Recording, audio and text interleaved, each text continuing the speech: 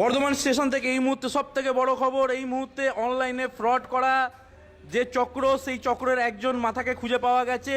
স্থানীয় মানুষদের সহযোগিতায় তাকে গ্রেপ্তার করেছে বর্ধমান গোলাপবাগ ট্রাফিক ওসি পিকু দাস।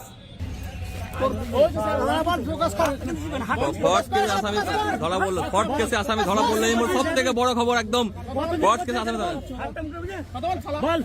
कहाँ घर है, क्या नाम है, क्या नाम है, क्या नाम है, क्या नाम है, नाम क्या है, नाम बताइए, नाम बताइए, नाम बताइए। 4 दिन भात खाई नहीं खाने चला मैं।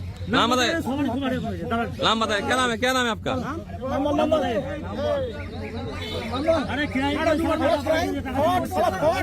फट फोटो वाला के फट कर दिया साला पूरे बच्चा। এই মল সব থেকে বড় খবর, সব থেকে বড় খবর, সব থেকে বড় খবর। ফট কেস আসামিকে একদম ধরা পড়লে হাতে নাতে, ফট কেসে আসামি ধরা পড়লে এই মল সব থেকে বড় খবর।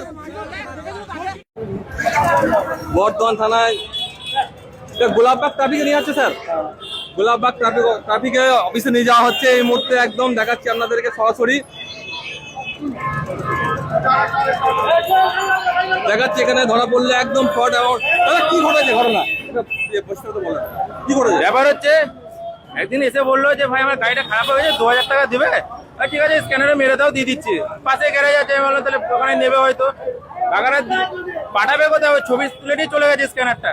পরে এরপর ফ্রড অ্যামাউন্টে টাকা ঢুকেছে। সেই ফ্রড অ্যামাউন্টে এবার কলকাতা নিমতা থানা থেকে ফোন এসছে যে বলছে যে তোমার অ্যাকাউন্টে ফ্রডের টাকা ঢুকেছে, অ্যাকাউন্ট আমার সিল হয়ে গেছে। ও বেটা কিন্তু পয়সা নিয়ে চলে গেছে অলরেডি।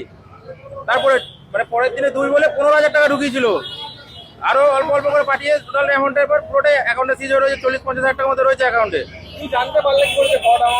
কলকাতা নিমতা থানা থেকে ফোন এসেছিল যে ওরাই জানিয়েছে যে আপনার অ্যাকাউন্টে ফ্রডের টাকা ঢুকেছে। এটা তোমার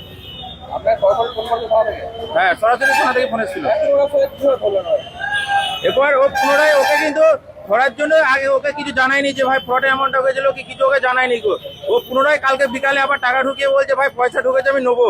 এবার যে তুমি না জিজ্ঞাসা করে পাঠালে কেন হঠাৎ করে? যে বলছে অল্প অ্যামাউন্টটা ওই জন্য পাঠিয়ে দিলাম। ঠিক আছে, এরপর যে পয়সাটা নিতে যেত তাকে আগে আমরা ধরে ফেলেছিলাম। এবার সে বলছে যে আমাকে ভাড়া দিত, আমি নিয়ে আসতাম পয়সাটা। ঠিক আছে, ভাড়া দিত। ও যদি তোমাকে পুনরায় বলে পয়সা আনার জন্য আবার টাকা ঢুকিয়েছে কালকে, তুমি কিন্তু তাকে বলবে যে হ্যাঁ এনে দেবো আমি পয়সাটা। সেই টোটোবেলায় অলরেডি আমার সাথে সাথ দিয়ে টোটোবেলারা প্লাস আমি সবাই একসাথে মিলে ধরেছি। টোটোবেলা সহযোগিতা করেছে ধরার জন্য।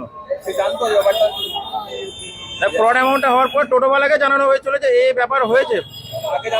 আগে জানতো না, সে জানতো না সঠিক জানি না গো, তবে যেটুকু বোঝাতে জানতো না হয়তো, না হলে ও ধরার জন্য সহযোগিতা করতো না গো, এটুকু বুঝতে পারছি। শেখ জুয়েল, আমারই দোকান।